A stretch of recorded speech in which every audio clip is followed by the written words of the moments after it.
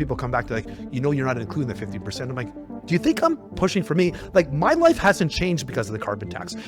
Sure, I have a little less money to put in the gas. I'm like, but I'm not fighting for me. I'm fighting for my kids. I'm fighting for your kids. I'm fighting for the next generation. I'm not looking selfishly into, what the man and the orange man down south is going to do and all this kind of shit.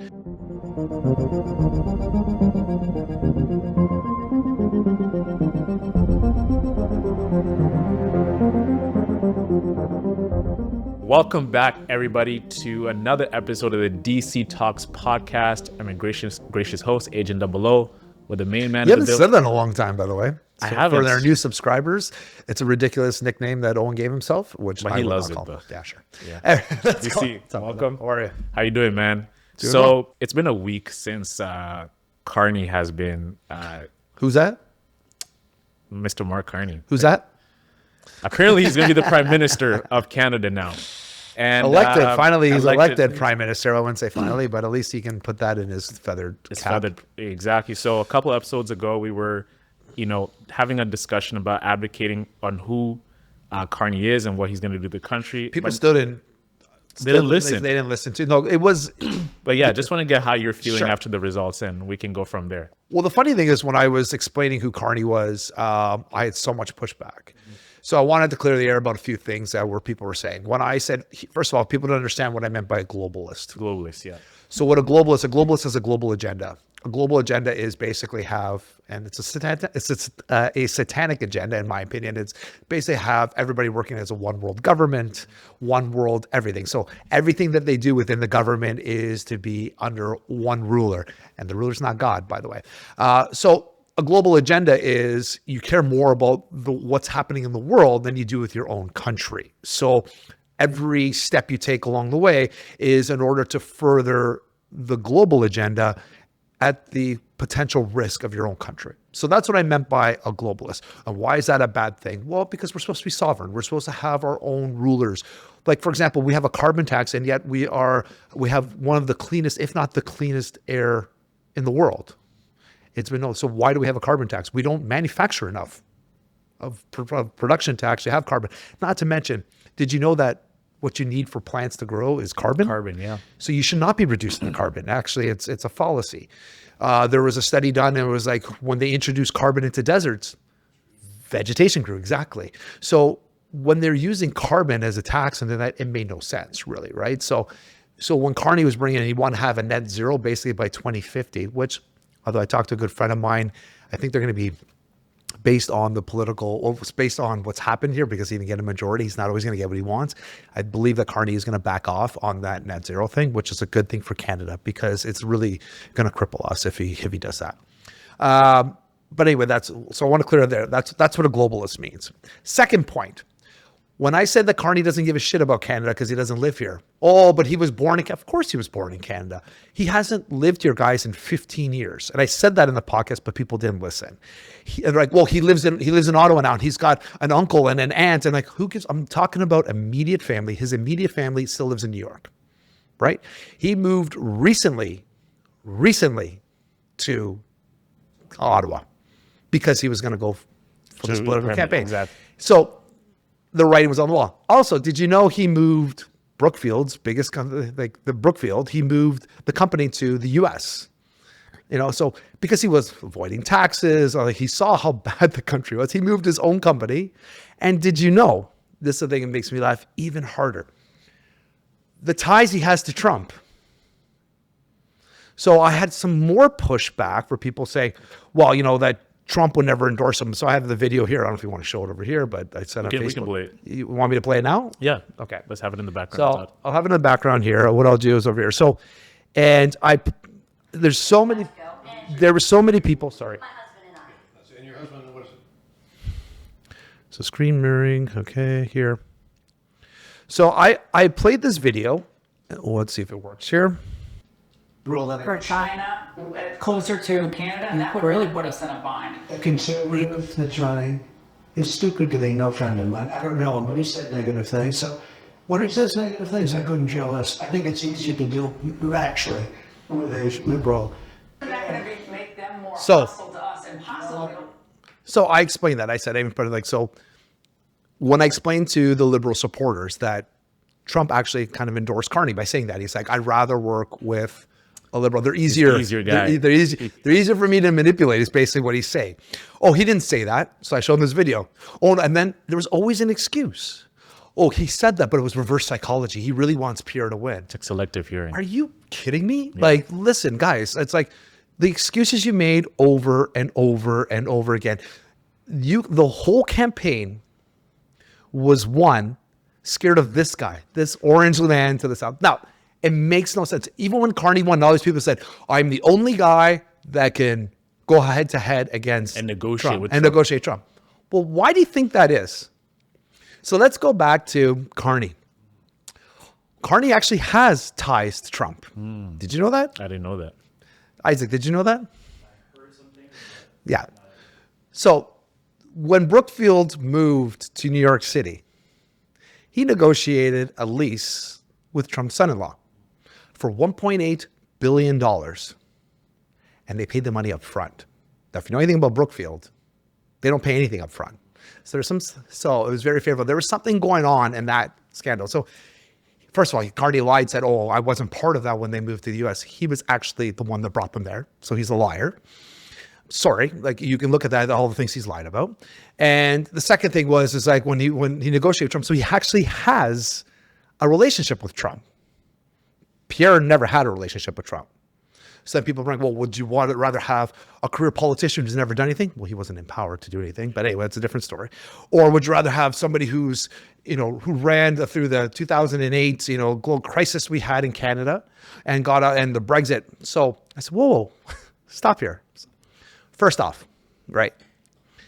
You're saying there's no ties to Trump. That's already called false.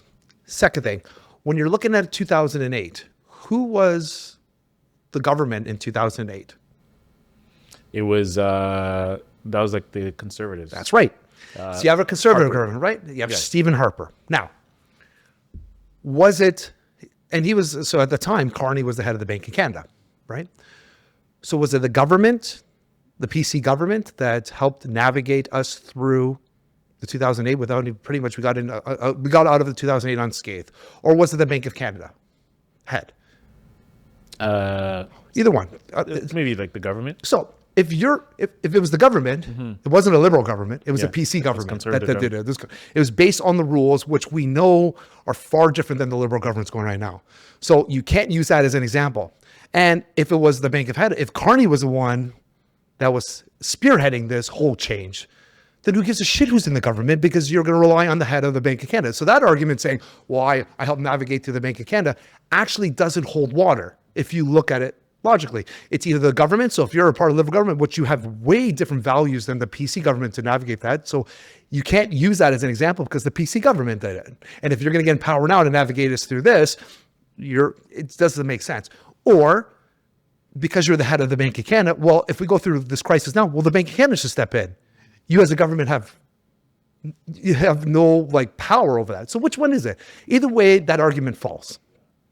Then you look at what he did in the Bank of England, what he did in England, right? And I know she was a prime minister for 49 days and she was hated, but she came out, like the former prime minister said, he did such a bad job that they're still trying to recover from all of the decisions he made, right? I also got pushed back on that. Well, that's not true. They wanted him back. Like every little argument I had, there was always pushback. So I didn't like. So we're just kind of airing the notes. What happened? Another pushback. I was called MAGA Maple, and I was like, what? Maple MAGA. Maple MAGA. Which I'm like, which is derogatory. And there's people like the conservative people that were arguing on my things were kind of like, there was no name calling. But the liberals were name calling us left and right. We're like, can you have a civilized conversation? Listen, I had some side conversations with some of my liberal friends, and they made some sense. We're going back and forth with Russia. There was no name calling. There was no this. They were like, but the people the liberals are out there were like, the name calling, can you settle down? I'm going to have to block you. I thought you're liberal. Yeah, exactly. Supposed to have some discourse, but they always go to name calling, my God. insults, shaming, everything. So when I asked them, why are you calling me Maple MAGA? I was like, well, everything that Trump said, Pierre echoed. I'm like, great. Okay, if that's true, give me examples. Give me examples. Nothing. It was quiet. There was one of my clients, Scott. He's a friend of mine too, and I like him too. So we'd go back and forth and stuff. And he was like, so I was asking about GDP and stuff. So he was saying, oh, how well the GDP was. I'm like, actually, Scott, this one's for you. Canada is not doing better than they thought. So Canada, and this is why I was really worried about what's happening. Like Canada is known. We were ranked out of like 38. We were ranked at the bottom.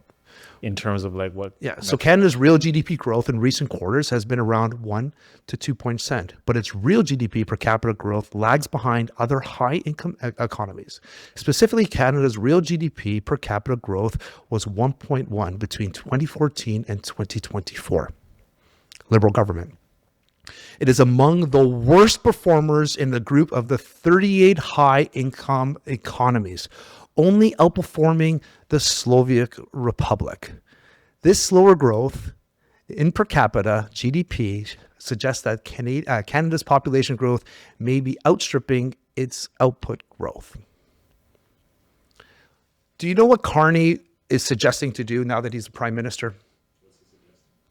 One, he wants to grow the population to 100 million. 100 million? It's a century growth. Yes, you can look at that. Like in what? And I can click on that. I can show you that. There's another article. Carney adds Century Initiative. This is from Politics. You can look at it yourself for March 20th, 2025. The Century Initiative, co-founded by Mark Wiseman, calls for massive increases in Canada's immigration levels with the ultimate goal of bringing the country's population to 100 million people by the end of the century. Granted, by the end of the century, they want to bring in 1 million people. So we just mentioned how we had this crazy population growth. This is what's going to happen. The second thing what people are arguing, didn't argue me about. So first, the GDP was actually wrong. What people were saying, it's lower than they were saying they're suggested. And this is, guys, by the way, Google that. I Google this, and I have all these examples. I don't want to go into it.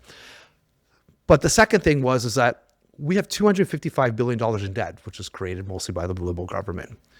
Do you know how much debt Carney wants to add to our deficit within the next 4 years? Did you read this? I'm gonna take a stab at it. I didn't read it, but 10 billion. $130 billion in 4 years. I'm sick. I'm at a loss for words. This is the person you guys voted in. Now, when it came to like housing, I think Pierre and I think Carney were both out to lunch. Both of their incentives were not going to make sense. So throughout the housing plan, that's not going to happen. What I didn't like about the housing plan is like how they're going to grow it. The government wants to be controlling everything. Whereas Pierre, what he was trying to say is like, Carney was saying like, we need to pay the builders and pay them off so they want to build more. Whereas Pierre's like, why spend the money? Why don't we cut the red tape and cut them so then they're saving and they'll pass on the savings to the end user. See how one wants to spend and one wants to save. That's why I would vote a conservative. I want the conservatives. I want them out of my pockets, right? I didn't want them doing that, but this is the struggles we're having with people. But the election was won based on fear of Trump. It was one of the reasons for people that weren't boomers and immigrants. So there's two reasons why the liberals won. One, and the most people we talked to was the fear of Trump. Now, I don't understand how, knowing that you have this history, you can rationalize as much as you want that he wanted Pierre in there. It's not true. We've already showed that it's not true. Or at least I'm alluding to it's not true. But I don't understand how you're scared of a billionaire south of the border, so you hire The guy. another billionaire to help you who has ties with Trump. your billionaire in order to fight him. There's a reason why he thinks that he's the only one that can work with Trump, because guess what? They worked together. They work together. before. And he knows how to control him. He knows how to handle him. You can't make this shit up. You see, it's actually comical.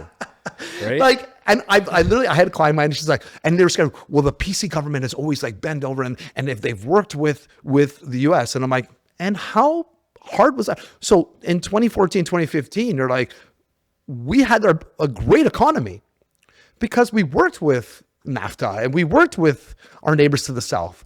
Now, I also think the tariffs ultimately is going to help Canada. I think we needed to dig our heels in. We need to trade with more than just the US. We can't be their bitch. Sorry, we just can't be.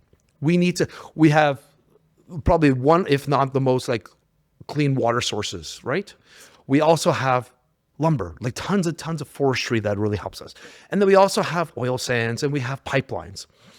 Did you know Carney wants to have nothing come out of the ground, none of our resources? That was one of his ultimate goals. I'm like, so how are you going to facilitate trade? No wonder Alberta's pissed off. Yeah, they want to like separate from Canada.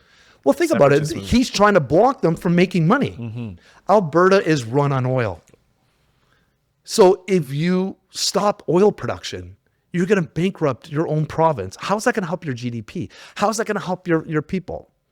So this is the alpha. Like, so the second thing is the reason why, and I've said this before, why do you think Carney has this 100 century initiative by the end of the year? 100 million people by the end of the century. I believe like he wants Canada to be, he wants to un-Canada Canada. He wants to be like this massive country with a bunch of people in Don't even think about Carney. Okay. Think about the Liberal initiative. Why was, and I think I've said this before, what is the Liberals initiative for bringing in tons of immigration? More than the country probably should have handled in that short span. Control. You're missing the point. What's the point? Votes. That's what I'm saying. The votes, if you bring the immigration, Gotcha. right? Okay. Control of the people. So is you bring people into this country. Yeah.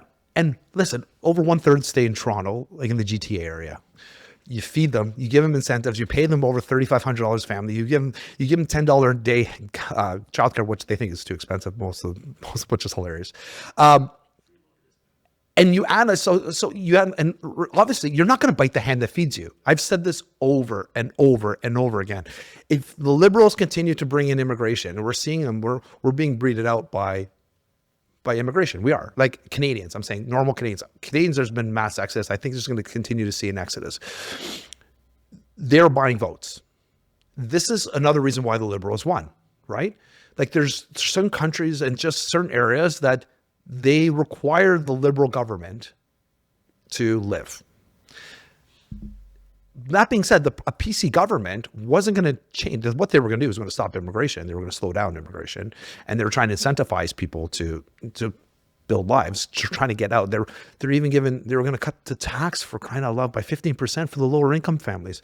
When I pushed that, when I was pushing that on, I said that on Instagram, I had people come back to like, you're not including the 15%. I'm like, do you think I'm pushing for me? Like my life hasn't changed because of the carbon tax. My life, sure, I have a little less money to put in the gas. I'm like, but I'm not fighting for me. I'm fighting for my kids. I'm fighting for your kids. I'm fighting for the next generation. I'm not looking selfishly into, what the man and the orange man down south is going to do and all this kind of shit. I was trying to help out. I was trying to voice something. This is what's going to happen. So with the immigration, if this is true, what some people are saying now is like, the Liberals will never be out of government now. They will never be out of government. And that's what I also realized as well too. When I was mentioning control, because I saw the immigration and people are forever indebted to, hey, you brought us here, we're going to be loyal to you because you're feeding us, you're protecting us, you're housing us. They're going to be in power for a long time. So Carney, I think somebody alluded to this and it says there may never be another election. And I'm like, this is why. So do you see the issue, guys? Do you see the issue? So the other thing is that Poilievre never came out and said, he actually said the opposite. I'm not going to actually cut programs. I'm not cutting your funding. But people will assume that he's the same as in Donald, where he went and started cutting everything. So I remember some of these ads and they were saying, down south, they're cutting education. Don't let Pierre cut your education. He never said he was cutting any education. Like they were putting words in your mouth. But the population just believed it. It was happening. So it was just, when you were talking online with these people, you can see they're getting most information from the left media. You got to remember the media was going to be defunded. And they're very reactive too. Oh, like you tell them one thing and they immediately believe it. And that just forms their opinion. Even on TikTok, there's like hot girls for Carney. Did you see that trend going on? No, I'm glad I did not. So all these like girls, how old are they? In their 70s? Like, nah, they're like maybe like in their mid 20s, but they're like hot girls for Carney. Like every hot girl has to vote for Carney. The boomers, you see those guys lining up at the elbows out and the fingers, elbows up, everything in the middle. Like those are the individuals that cost us this election. I also wanted to bring something up to you. There was also some conversations about it being rigged because early on CTV brought Listen, up. I've said this all the time. Like, listen, it doesn't matter. I think it was rigged. I just don't think it matters, Owen. Listen, at the end So of the you day, believe it was rigged? I believe there's tampering. There's tampering. I do believe, but I also believe there could have been tampering on both sides. So I'm going to take defeat as a conservative with grace and not scream like with this on the style and like that one girl in the car going, why do you hate me? Like, this is no, it has nothing to do with that, right? It's just it just no, I don't. We have to accept it as it is what it is. What are you gonna do about it anyway? What's the difference? So if there's tampering, fine. How do we prove it? Like, there's people taking election boxes home. There's pencil. Like, at the end of the day, Owen, it is what it is. There's a lot of liberal people out there, and I just explained why. There's more. So I don't think they could have rigged it too much. And if they did, fine. What are we gonna do about it? What really blew my mind was that when we did the provincial election, though, it was all electronic we put in there. And then we did like the federal election, everything's written with a pencil. Pencil, yeah. So there's always room for error. Yeah. So when I saw that, I'm like, but I'm not gonna say it's rigged. I'm not gonna say that. I'm think I'm past that, right? Yeah. I think I was surprised with the Liberal win because I thought we had this in the bag. I'm telling you. Well, the problem with that was he had in the bag, Jagmeet Singh screwed us. And I'm Also, Doug so Ford. happy. Wait. Doug Ford didn't back him up either. Well, Doug Ford has his own personal gains. Like, he's very, of course. So Doug Ford also screwed over my friend Patrick Brown. Well, she wasn't really a fan of Polyev, I don't think either. But Jagmeet Singh is the one that put the dagger in the PCs. And I'm so happy he came in third in his own riding because he deserves everything he gets. He's actually should, I don't know, we should take away his pension. So why did Jagmeet Singh ruin our chances at PC, right? When he could have did a vote of non-confidence. If he would have put a vote of non-confidence back in his November or even some point before the end of the year, he probably would have had a seat right now. He would have shown he had a backbone, that he wasn't bending over to the Liberal coalition, that he wasn't JT's little bitch, right? But he didn't. Why did he do that? He did it for his own pension. He did it to save his own skin. So he didn't care if he lost a seat. So that allowed Carney, which nobody really knew about, and then Trump came in, and for all we know is that maybe the tariffs between Trump and Carney, there might have been some collusion there. We don't know. You know, there's been collusion with China. We know that for a long time with the Canadian votes. How do we know that Trump didn't also have something to do with that? You know, because apparently, like, there's tampering all over the place. We just can't prove it. So when Jagmeet did that, Pierre didn't pivot enough. He just didn't. He kept saying the same things over. So, and honestly, I think if I was going to be the head of the PCs, the problem with Pierre was he was not likable. That people said it was just like, he was a little guy just talking in your ear. He's a nerd in the corner. I'm like, well, I don't think any of them are good people. I'm not going to have a beer with anyone. I think Pierre Polyev is a nerd. Like, I'm not going to go hang out with him. And I'll be honest, Carney looks like he devours children. He scares the shit out of me. Like, his smile, he looks devilish to me. He looks evil. He looks grimy. Yeah. And it's like, he has no, like, I've seen him when he went to the workers and stuff. He has like no personality. We see him dancing. Like, that's the most human I've seen him. So he actually scares the shit out of me. I don't like either one of them as people. I don't like any politicians. Pierre kind of grew on me a little bit. He has a little bit of like that charisma, right? His wife as well too. But the like, problem with like a human touch to it. Well, the other thing about Pierre is that I don't know if people knew, like, he was adopted by two gay men.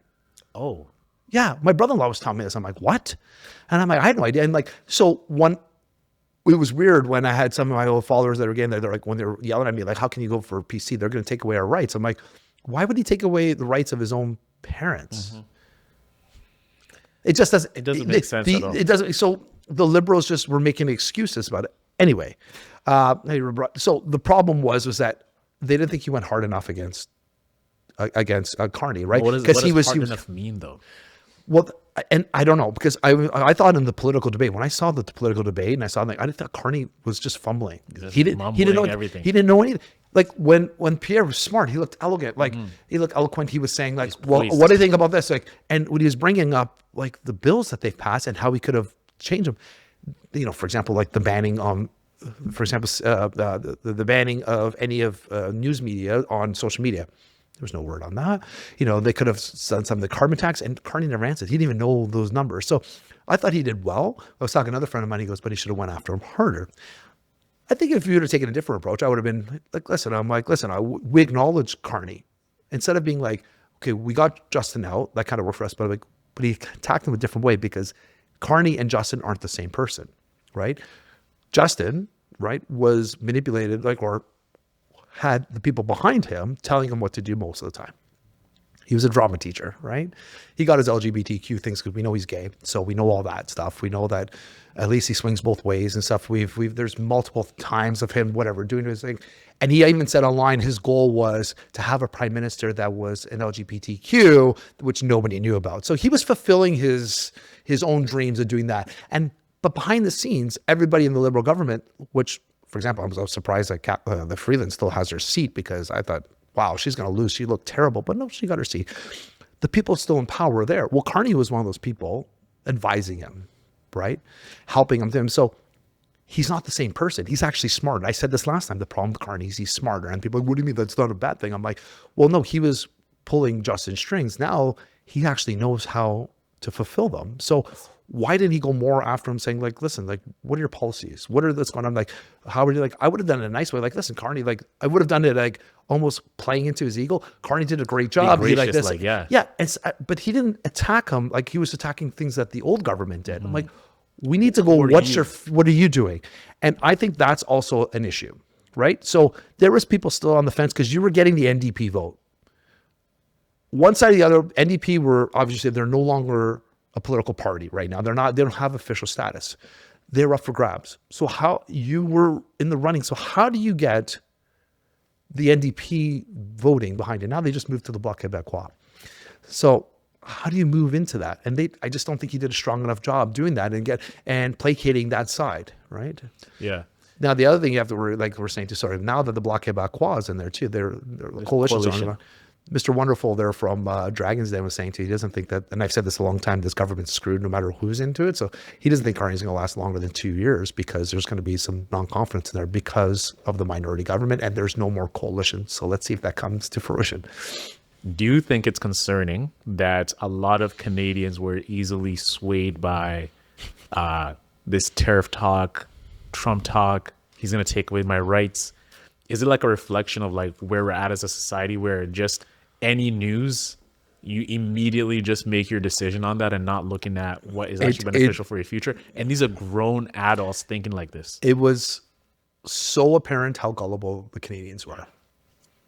And it was apparent because when you see, if you have a chance to go on my TikTok, for example, the videos, well, this one has 140,000 views on it. Look at the comments and the stuff that people were saying. And the ones I responded to, I'm like, can you give me examples? And the rhetoric that they were saying was the same stuff over and over again, which they got from the media. There was no like, well, again, my friend Scott there, like he was actually smart. I like him, like he was good. My buddy Ed, not so much. Like, me and Ed were fighting about stuff, and basically Ed just admitted, he goes, I just don't like them. I'm like, okay, just admit that you don't like somebody and say, listen, like, then you don't have to comment on stuff. Just because you don't like somebody and you don't like the government, so you don't like the PC, what they stand for, just say that. Don't make excuses. But there was other people that were swayed because, oh my God, I was even talking like to one of my clients and she was literally going to vote for PC. And then the whole Trump thing came out and she switched like this. And I was like, oh, she was literally scared. And I was like, right stuff? Or what are you scared? I couldn't even. The women's rights? Was it like that? No, it was all about the tariffs. And it was, first off, did you know in Ontario? I didn't know this. I was like, the tariffs really won't affect us that much. Like, and I was like, I kept saying they're not going to affect us, but I didn't have the backing behind it. Now, Sean Hillebrand, which works for Urbanation, they do like this report for us at Royal LePage Signature. It's amazing. The guy's brilliant economist. And just for our brokerage alone, he does like tons and tons of research. And he just did a talk for us on Friday. And he's like, the tariffs really won't affect Ontario. And he's like, because Ontario is a service province. We don't really manufacture. We don't really do anything besides we're in the services. So we are indirectly affected by tariffs. So, but other countries, so other provinces like Alberta, you understand, they're directly involved in the tariffs. I guess the fisheries, other provinces have more. But it's funny how Ontario swung based on these tariffs things, and also with the housing, because that's what's leading to non-confidence. it's funny how we swing based on what we hear as opposed to critical thinking. And I've said this all the time, like, I think a lot of the arguments that a lot of the PCs were giving were like, hey, like, look what's happened in the last 10 years. We have a government, nothing's really going to change. What is going to be different? And a lot of responses based on like the other side, I felt was like a lot of emotional. Well, this is what could happen. It was the fear if they hired somebody like Polyev, which they didn't know, they were scared of what's going to happen to them. I'm like, but it didn't matter. Like, honestly, in Ontario, it didn't matter. But that's how the campaign was won. It was won on fear. And it was just mind-blowing that the amount of people who kept talking about Trump. And I was like, he's got nothing to do. I posted, and I even said, Natalie's pretty conservative. And I posted something like, and explained, it's like, listen, like, Pierre's not Trump. Like, the PCs are not the Republicans, right? It's like, the US is not Canada. It's very different. The pushback I got from some people were like, that's from Maple Magma. He's exactly the same. And that's when I was like, but I was like saying, like, how? Can you show me any examples? But then other than that, it was all based on a fear that he was going to be the same. Yeah, this whole Trump derangement syndrome since 2016 has really done a number on a lot of people. Yeah. I mean, it's actually concerning. And I'm going to say this on camera too. And I've said, my buddy said about Trump, like, I still think, and I'll say this again, my buddy said, he goes, well, you were touting Trump and stuff before. And like, I'm like, between the two choices, Trump is way better than Kamala Harris. I'm saying this over and over again. He's doing for his country what he should be doing. I'm sorry.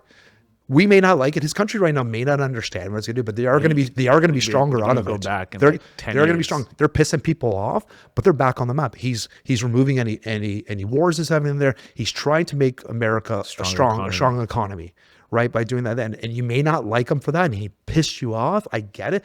But between him and Kamala, I don't like the man. Wouldn't have him over for dinner. I don't trust him. But between the two choices, and I'll say this over and over again, I would choose him over Kamala Harris all day long. I thought she was running the country to the ground as it was, and her policies and didn't align with my Christian beliefs as well, right? You got to commend Trump for coming in and saying, get rid of males in women's sports. And it just made logical sense to somebody like myself, right? So to this day, that being said, do I want him running Canada? Hell no. Like, no. Was Pierre the same as Trump? Hell no. So don't align somebody saying, like, because I liked Pierre, that I automatically liked Trump. There are things I agreed with him, but I kept saying over and over again, and I might piss off some of my friends in like the Strassmans and the South, because they love, like, some people just absolutely love him. I'm like, I just don't understand why out of the whole population of the USA, those are their two best choices. I also think it's like the power grab that the ideology has taken amongst like the LGBTQ, like the whole gay stuff, also for like the Black community, right? And we've had this conversation many times, right? They're like, how do you vote conservative? And I'm like, it's not about me being like conservative, like I'm aligning with like right wing. Like, I'm just looking at what do you think of DEI? Me, I don't like it. I believe in merit. It is the worst thing in the world that has ever happened to Black people. Exactly, right? We got to earn our stripes. Because every time, so now, if you were out to go in the corporate world and get a job, do you know what people are going to think? Oh yeah, you're here because you're Black.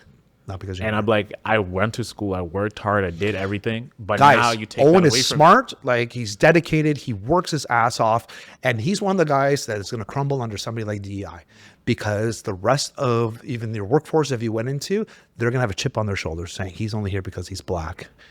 And you're a smart individual and has nothing. So I don't think people will realize that it's not actually helping. And like, I think there's provinces like McMaster removed the DEI from. yeah, it's crumbling. Yeah, they removed the DEI. I think it's from the doctors or from medical degrees. I'm like, thank you.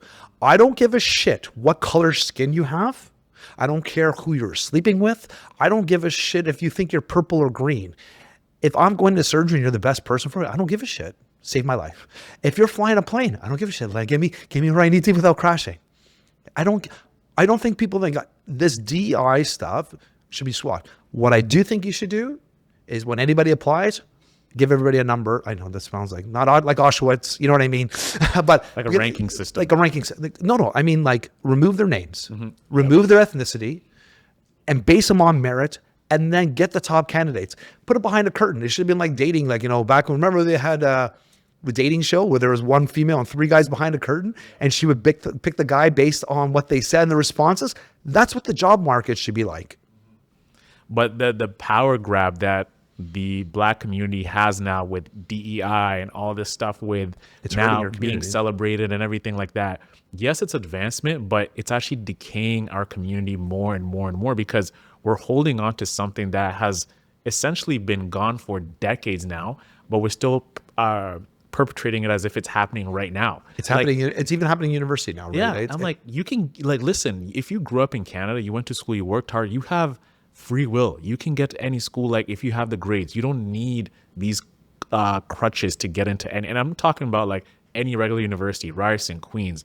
Yeah, this was happening in Harvard, Yale, all these Ivy League schools. Oh no, it's not even happening in schools, buddy. No, but I'm saying like the way it evolved over time, and they're talking about that thing, but we were actually not even benefiting from that at the end of the day. It wasn't even Black people benefiting from DEI, believe it or not.